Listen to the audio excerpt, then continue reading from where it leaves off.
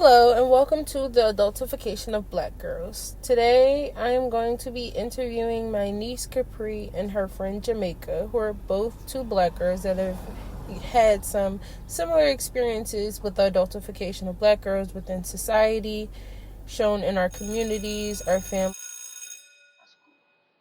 My name is Capri. I'm in 10th grade, and I go to public school. Okay. In what ways do you think that black girls are forced to grow up faster than their white counterparts? I feel like it's the parents. Yeah, it really be the parents forcing you to grow up faster. Like what in particular? Like sometimes they push your siblings on you that cause you to be more mature and like have to really, you know. I don't think white people go through that, so. Okay. So can you think of any examples of how society treats black girls differently than like even a white girl of your same age? Like sometimes, black girl bodies be more like mature and like, curvier, and they expect like the same shorts a white girl might have on, they not gonna say nothing. But like when a black girl got it on because she got curves and all that, it's inappropriate and it's too grown. Mhm. I just feel like white people got an upper hand because they money. Oh yeah. I don't care. Okay, so the adultification of black girls is defined as a social or cultural stereotype formed by adults in the absence of knowledge of children's behavior. So a child's perceptions are negative, and they can form before the interaction. So pretty much just saying that black girls in particular are often thought to require less nurturing, protection, and support than their peers because they're assumed to be less innocent and more adult-like. Yeah, they expect her to be stronger than most, when in reality, you deserve the same treatment other people get, and you need it too. Like you're just like a teenager or human too. Like they hold you at a higher standard to be strong. Mhm. And then it says, so it's a study that they did in DC, and it's called Listening to Black Women and Girls. And they asked adults what was their perception of innocence for black girls and white girls. And it showed that adults perceive black girls as less innocent than white girls as young as ages 5 to 9. But the most significant difference was from 10 to 14. Do you think that that's true? No. Yeah. Yeah. I don't know. Which stage is again? So they said as young as age 5 to 9 For black or white? for black girls. To be like what? Like that's when they start looking at them as more mature. And what about white? For the white girls, they still looked at them as innocent from ages 5 to 9. That's true. But most black parents, they teach like their kids. Black parents raise their kids better. They teach their kids how to like be a certain way or to be a certain way because they have to. So white people, they kids don't go through what we go through. It's different. So like they gotta teach them certain things younger than a white girl typically would know. Like sometimes white babies don't even be talking as fast as a black child. Like you be like, he's still mumbling in this, and like the baby can talk. Like it's different a lot of times. But do you think it's like biologically that way, or like your parents like push it onto? It's push it onto you. Yeah, and it's about like where you grow up at probably too, like your area. I think that's true. Have you personally witnessed any instances of like adultification in your community or in your school?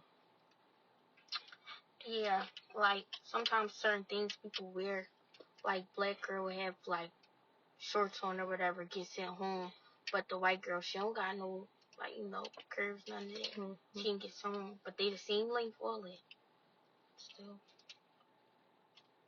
you know. Do you think even like behavior? So like how? Yeah, like they'll be like, they don't expect a black girl to what's it call it, like, I mean, they don't expect a white girl to do certain things, so they give them certain leeway and all of that and treat them differently, but they know, like, oh, she bad, we be seeing her in the hallways and all that, and they stereotype every black girl probably they see and then be like, oh, I knew she probably get into something like that. Mm-hmm. No, that's true. Because when I went to Bonner, they didn't let me wear my nose ring, but the white girls didn't say nothing to them.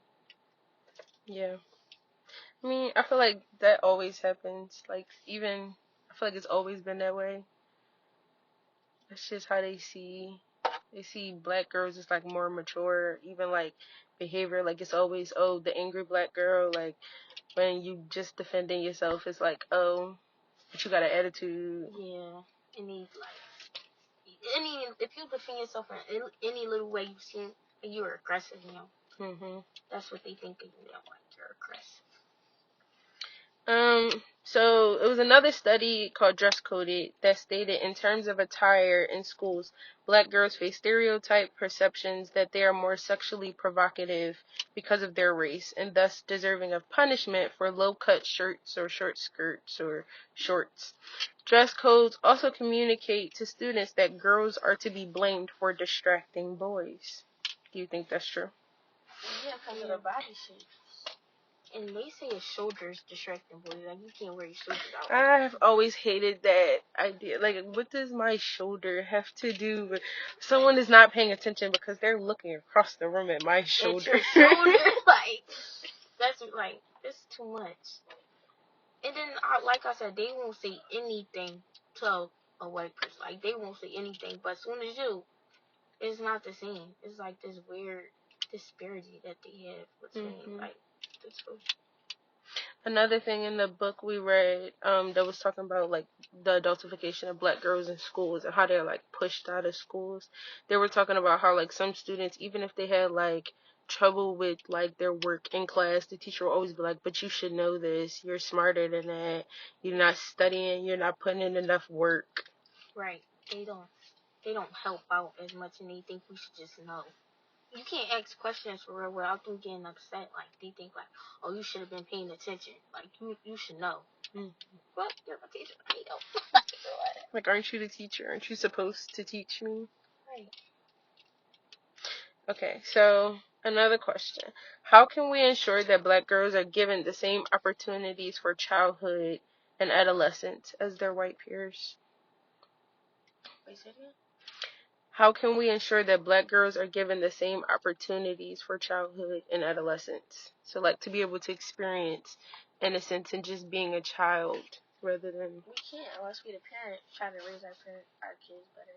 We gotta try to do better in, like, the black community and, like, try to, like, help each other out instead of judging all the time. More support, even, like, you know, like, just probably more support from our community itself. Like, we can't be expecting too much from white people, but we know we can, like, if we want to, we need to, we can make changes and all of that.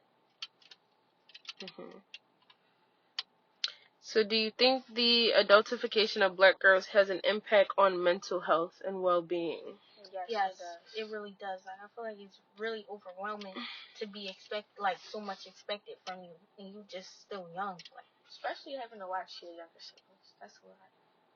And that's like a lot. And they expect you like the second mom to them kids, and they like treat you. Watch them, clean up, feed them, do their homework, help them study, get them in the shower. Like, it's too much. Do their hair, like. So do you think the pressure comes more from, like, within our community, like our families and our parents, rather than, like, schools and stuff? No, I feel like it's all about generational. Like, they be like, oh, I did that for my sibling, so you need to do that for your sibling. And I did this. I did way more than you. Why are we not trying to break that? Like, it's a generational trauma. Why are, like, you're passing down your trauma to your child, and then you didn't like that when it was you, but you doing it to your child. Like, it's a lot of stuff that gotta be, like. Okay. So how can we amplify the voices of black girls to ensure that their experiences are heard and validated?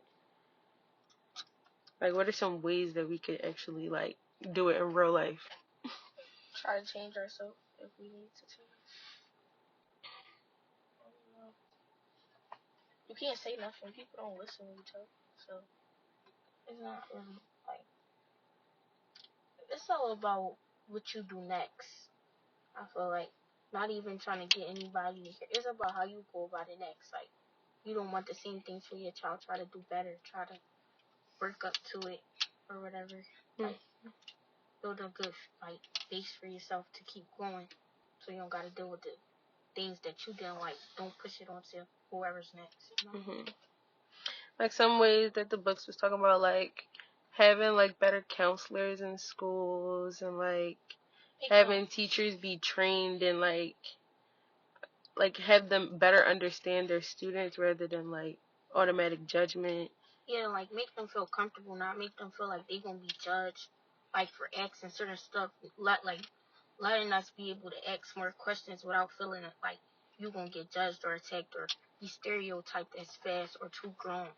Without like you should be honest about if you like you should be able to talk to somebody about you being sexually active or anything like that, and without feeling like attacked or judged, because like that's why a lot of people start getting diseases and all of that, because they don't have nobody to talk to about the importance of like safe sex or anything like that. Like, do you have any ideas? No, Capri saying more. Like, do you think that even if they like change dress codes, people would change their ideas? I feel like if they just made schools better, like didn't force everything on us, had better teachers, like have more of the teachers that students like to come to and talk to and have fun with. They got strict teachers that be acting weird. Nobody want to go to school and come to that. And then people be dealing with stuff at home. Yeah. Do you think it's because the teachers aren't really from like where you're from or like look like you or that? And maybe they need to have younger teachers. The teachers be too old, so they think that how it was back in the day still it's not like that. You can't talk to these kids any type of way and expect for them to not say nothing to you. They're gonna say something. Yeah, like they expect respect. Like you just need to like respect them, but they don't have to respect you. That's a lot with older people, even your parents and all of that. Like that come down to it, like the trauma too. Like you can be disrespected and hurt all the time and not stand up for yourself ever. Like you're supposed to do it to other people, but if it's your parent, you can't because they feel like you just shouldn't because they so. So do you think if they taught parents in a class, like, even like, so how they have for some new parents, like parenting classes you can go to, do you think if they taught this in like classes that parents would actually like see it? Yeah, I feel like a lot of them would, like, a lot of parents do need that. They with their kids, even counseling with their kids, like, to see where their kids be coming from, because they don't listen unless it's, like, really in front of them or being put out. Like, when it's coming from somebody else, yeah, I think it would be beneficial. Like, it will, but sometimes it won't, because some kids just not going to talk in front of their parents. Yeah, some people just their parents just got them to the point where they scared to even say nothing around them. Like, Okay. So, what type of training should educators and staff receive for recognizing and combating the adultification of black girls in the classroom?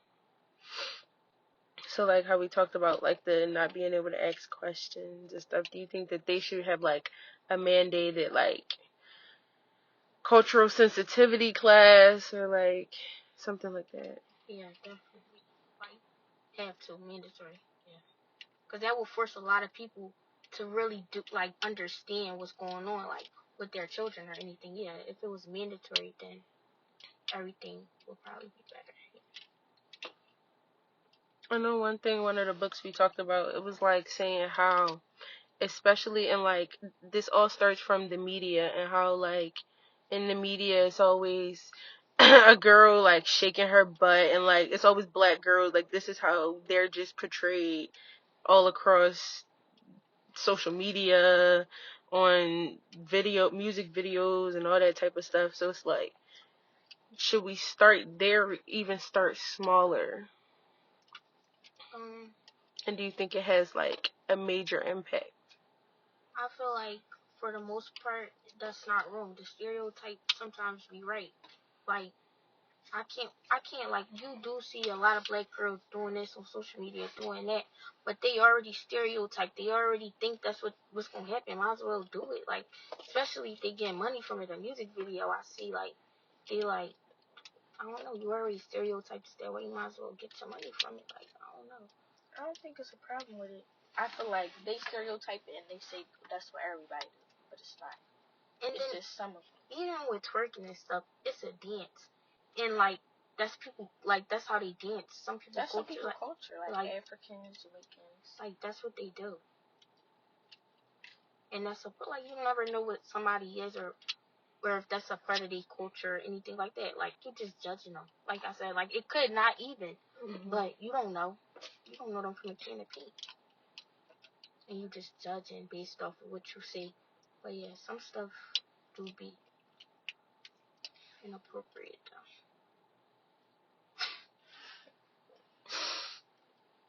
So do you think that you have been personally impacted by this, like, a lot? No.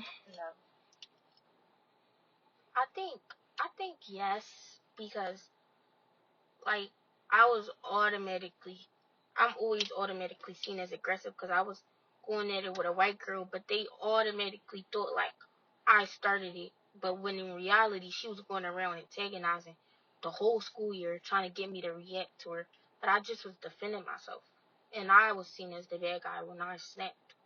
So yeah, and they threatened to lock me up when she started, like, Do you feel like when you speak out, it's always like a white girl that is seen as like the innocent one in the situation? Yeah. You never gonna be seen as the innocent one, cause they gonna be like, why you messing with that white girl? Like you don't know that white girl can't fight, stuff like that. They'll say stuff like that. But why do you think the white girl can't fight? And why do you think she wasn't being rude to me? Why do you think I just was bullying her? Like you didn't even get the full story. You don't know none of the details. Just a white girl and a black girl. You already know who was aggressive. That's how they think. You said no. I've never been in no situation like that with no white person ever. I mean, not even just like with a white person, but just like all the different ways that it like. Alright, actually I do that. Alright, one time I was in 8th grade, they suspended us because this boy, he was fighting, him and my friend was fighting. And he said that we jumped him. But we was trying to break the fight up. But since he was the smart, we was all smart, but he was like the nerd. Like, he was the smart kid, always did his work, call hundreds. They believe what he said instead of us. Because they think that he don't cause problems because he always do his work. Yeah, it's like just the simple of like black girls always being seen as like, no, it's like never automatic innocence. It's like, oh, we have to find out, and yeah, like we gotta investigate it. It's like, oh no, you can't just be right. You can't just be telling the truth. We gotta see first. We gotta investigate it. That's what they told me. We have to investigate the situation for you to come back to school. Yeah, I understand that. So even for like yourself, how will you in the future try to like change it? Even for like, even if it's all the way not until you have your own kids, or is there ways you could start like now? I would like. There's ways we can start now by like create like just doing. I don't know.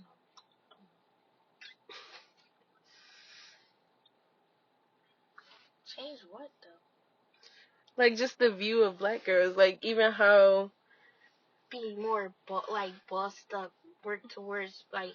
I see a lot of black girls now. They getting it to be like they like to be nurses and all that. I see a lot more of that, and it seems like we're going to get to that point. Like people talking about like you just have to hold yourself at a higher standard than what society want to make you seem like. Like know what you want for yourself and don't pass on trauma that you ever had to your children or anything like that. I'd probably just encourage the people around me to do better. I think I do good for myself. All the stereotypes of black people that they have, I don't do none of that. So I don't really. I feel like even as simple as like Capri for you with Zola with your sister, like not being like because you know that everybody else is gonna like see her certain way, so you have to like protect. So you know how like even with me and you, when you be telling me about your fights, like I be like you shouldn't fight, but I listen to the story and understand rather than just being like, no, you shouldn't be out here fighting. You know this, Right. you know. Right. Like you actually listen to what happened though. Like you don't just be like, you tell me right from wrong, but you still listen to how I felt about it. And that's like, and why I went away. Like yeah, and then you tell me different ways I can go about it. Like yeah, more of that. Definitely. So you think if people did like family counseling, it would help? Definitely. It would definitely help. Family counseling? What? Do you think that black parents would go to family counseling? No. I think they would chalk it. They'd be like, I'm not doing this today. They Like, need it though. they need it. But like if it was like a weekly thing, I feel like they'd be like, oh, I'm not showing up this week. And then it's still like, still not growing. Then not showing up the next week. Mhm. Like the issue is still there. Yeah. Because they're not gonna like stick to it. Yeah. Okay. All right. That's That's it. it. Yes. That's it.